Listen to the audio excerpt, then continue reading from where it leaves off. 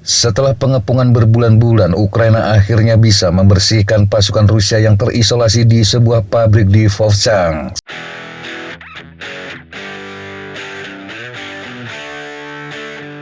Seperti diketahui, pada 10 Mei 2024, pasukan Rusia menyerbu perbatasan di utara kota Kharkiv, Ukraina. Dengan menyerang ke selatan melalui pertahanan Ukraina yang lemah, Rusia dengan cepat menduduki sebagian besar Vovchansk, sebuah kota dengan populasi sebelum perang sebanyak 17.500 jiwa. Kota ini terletak hanya sekitar 5 km dari perbatasan. Sebulan kemudian, di tengah pertempuran sengit di Vovchansk, muncul laporan pengepungan pasukan di pabrik agregat kimia PJSC Volchanki, sebuah kompleks luas yang terdiri dari 30 bangunan beton kokoh. Saat itu terjadi saling klaim. Rusia mengatakan pasukan Ukraina yang terkepung, klaim sebaliknya dikeluarkan oleh Ukraina. Laporan kami pada waktu itu menyimpulkan memang pasukan Rusia yang terjebak. Tentu saja saat itu laporan kami mengundang marah, tuduhan, dan tidak lupa caci maki dari kaum fanatik. Tetapi kini terbukti bahwa laporan kami yang benar. Pabrik agregat ini dapat berfungsi sebagai semacam pangkalan. Dengan menguasai tempat ini, Rusia bisa melindungi pasukan mereka yang menyeberang sungai Vovchansk. Namun pabrik itu malah menjadi jebakan. Pasukan Ukraina bertahan di garis pertahanan tepat di luar kompleks dan kemudian melakukan serangan balik maju beberapa blok ke utara pabrik. Ini membuat pasukan Rusia di dalam kompleks tersebut terpisah dari induknya. Butuh waktu 3 bulan yang melelahkan, tetapi pasukan komando dari Direktorat Intelijen Ukraina atau GUR akhirnya membersihkan pabrik dari pasukan Rusia terakhir pada Selasa 24 September 2024. Video menunjukkan pasukan GUR melakukan penyisiran sistematis terhadap bangunan pabrik. Mereka terus terlibat dalam kontak senjata dengan musuh dalam kondisi yang padat. Dalam beberapa kasus, pasukan khusus Ukraina terlibat dalam pertempuran jarak dekat. GUR menyebut menewaskan sejumlah pasukan Rusia dan sebagian lainnya ditangkap.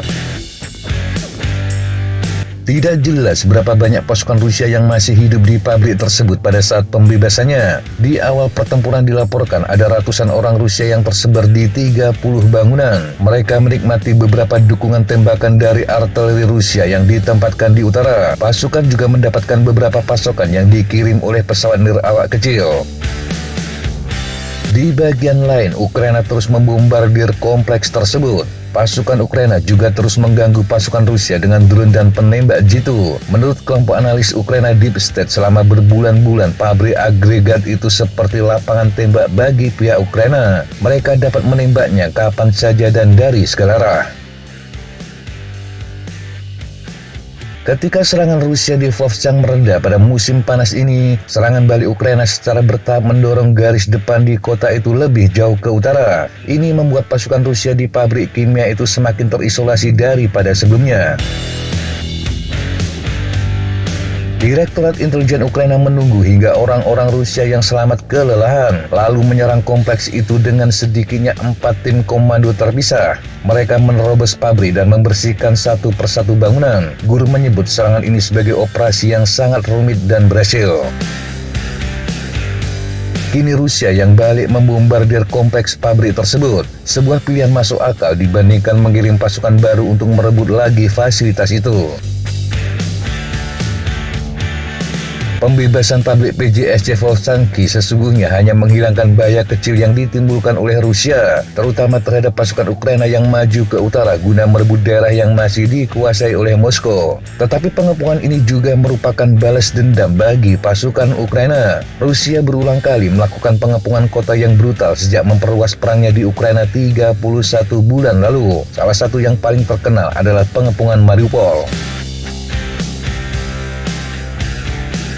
Namun keberhasilan ini tidak berarti Ukraina telah mengubah arah perang yang lebih luas. Pertempuran masih sangat cair saat musim dingin mendekat. Pasukan Ukraina telah menyerbu Kursk di Rusia Selatan setidaknya melalui 2 jalur. Tetapi pasukan Rusia masih bergerak perlahan menuju kota Pokrov di timur dan juga mendesak mundur Brigade Mekanik ke-72 Ukraina di kota Vuhledar.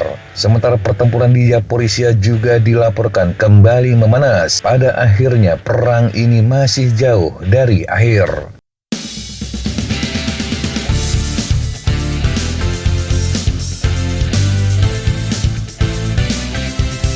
Demikian sahabat Jejak informasi yang bisa kita sampaikan untuk kesempatan kali ini. Sampai jumpa di kesempatan yang berbeda. Tetap semangat dan jaga kesehatan. Salam Fly Like an Eagle, Fight Like a Falcon.